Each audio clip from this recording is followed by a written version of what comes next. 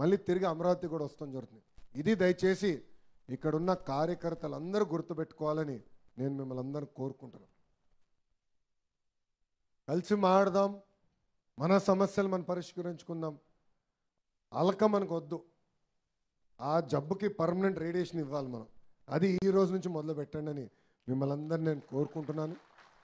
ఇంకో పక్కన మనకి మహానాడు కార్యక్రమం కూడా వస్తుంది, పవిత్రమైన కార్యక్రమం దానికి. దాని తర్వాత కడపలోనే బహిరంగ సభ కూడా ఏర్పాటు చేసుకుంటున్నాం. దాని ముందల నియోజకవర్గంలో కుటుంబ సాధికార సారథి, క్లస్టర్ యూనిట్ బూత్ కమిటీలు, నియోజకవర్గం మండల కమిటీలు అన్నీ పూర్తి చేసుకోవాల్సిన అవసరం ఉంది. అది అయిన తర్వాతనే పార్లమెంట్ కమిటీలు, రాష్ట్ర కమిటీ మనం ఏర్పాటు చేసుకుంటాం జరుగుతుంది. మహానాడు లోపల పూర్తి చేయాలనేది గౌరవ జాతీయ అధ్యక్షుల వారు, రాష్ట్ర అధ్యక్షుల వారు పల్లా శ్రీనివాస్ గారు మనందరికీ ఆదేశాలు జారీ చేస్తాం జరిగింది. మనందరం సైదుగా పనిచేసి ఇది పూర్తి చేయాలని ఇక్కడ ఉన్న కార్యకర్తలందరినీ, నాయకులు నేను కోరుతాం జరుగుతుంది. మనందరం కలిసికట్టుగా పనిచేయాలి, కలిసికట్టుగా ముందరికెళ్ళాలి. ఇంకో పక్కన మనకి మిత్రపక్షాలు, జనసేన పార్టీ అయి ఉండొచ్చు, భారతీయ జనతా పార్టీ కూడా అయి ఉండొచ్చు. ఆనాడే చెప్పాం, రాష్ట్రం కోసం కేంద్రంలో మనం భాగస్వామ్యం అవుతున్నాం, రాష్ట్రం కోసం ఎన్డీఏలో మనం చేరుతున్నాం, రాష్ట్ర ప్రయోజనాల కోసమే మనం కూటమిలోకి వెళ్తున్నామని గౌరవ ముఖ్యమంత్రి గారు కూడా చెప్తాం జరిగింది. దాంట్లో భాగంగా మీరు చూస్తే ఆంధ్ర రాష్ట్ర ప్రజలు కోరిన అన్ని కోరికలు ఈరోజు కేంద్ర ప్రభుత్వం, ప్రత్యేకంగా మన గౌరవ ప్రధానమంత్రి గారు నమో గారు కోరికలన్నీ తీర్చడం జరుగుతుంది.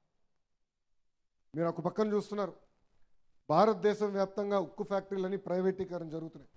కానీ ఆంధ్రులు అడిగినందుకు విశాఖ ఉక్కు ఫ్యాక్టరీ ప్రైవేటీకరణ జరగకుండా చేస్తున్నారు. అమరావతి మీద చాలామందికి అపోహలు ఉంటే మొన్న ప్రధానమంత్రి గారు వచ్చి అపోహలన్నీ తొలగించేశారు. మనం కడుతున్నాం, మనమే అమరావతి కడుతున్నాం అని తెలుగు భాషలో నమో గారు చెప్తాం జరిగింది. ఇంకో పక్కన పవన్ అన్న కూడా పంచాయతీరాజ్ గ్రామీణాభివృద్ధి శాఖ మంత్రిగా ఒక విప్లవం తీసుకురావాలి, కార్యక్రమాలు చేయాలి. ప్రతి గడపకి ఏదైతే హామీ ఇచ్చామో, కుళాయి ద్వారా నీరు అందిస్తామని చెప్పామో ఆ హామీ నిలబెట్టుకోవాలని అన్న ఒక పక్కన పనిచేస్తున్నారు. ఇంకా అభివృద్ధి కార్యక్రమాల్లో మనందరికన్నా స్పీడ్గా 75 సంవత్సరాలు అయినా 24 సంవత్సరాలు కుర్రోడుల ఎవరది చంద్రబాబు నాయుడు గారు. నాకే అర్థం అవ్వదు. మన లెక్క తీస్తే 2 వారాల్లో 14 ప్రోగ్రాములు చేశాడండి ఆయన, అవుట్డోర్ బయటికి వెళ్ళి. అంటే 14 రోజుల్లో 14 ప్రోగ్రాములు చేశాడు ఆయన. క్యాబినెట్లో కూర్చొని అనుకుంటాండే ఈ స్పీడ్ ఆగదురా భయ్, మనం పరిగెత్తాల్సిందేం కానీ అనుకుంటాం. చంద్రబాబు నాయుడు గారు మన కోసం, మన పిల్లల భవిష్యత్తు కోసం కష్టపడుతున్నారు. 75 సంవత్సరాలైనా వయోభారం ఎక్కడ కంపడకుండా ఆయన ఈరోజు రాష్ట్రం కోసం, ప్రజల కోసం, కార్యకర్తల కోసం కష్టపడుతున్నారు.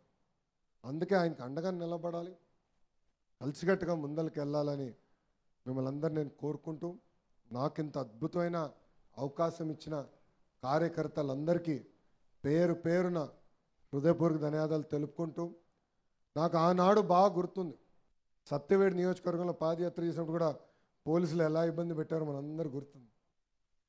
గురించి స్టూల్ బిక్కుని వెళ్ళిపోయారు, స్వామి ఇక్కడనే మా భాష ఉండాలి, ఎక్కడున్నావా భాష, ఒక చేయి పైకెత్తు. భాషని ఏకంగా ఆనాడు నా సౌండ్ బాక్స్ పట్టుకునేవాడు, స్పీకర్ పట్టుకున్నాడు, నేను మైక్ పట్టుకుని మాట్లాడుతుంటే ఏకంగా భాషని కొట్టారు. ఈరోజు అదే పోలీస్ సోదరులు మనకు సెల్యూట్ కొడుతున్నారు. అదే ప్రజాస్వామ్యం గొప్పతనం.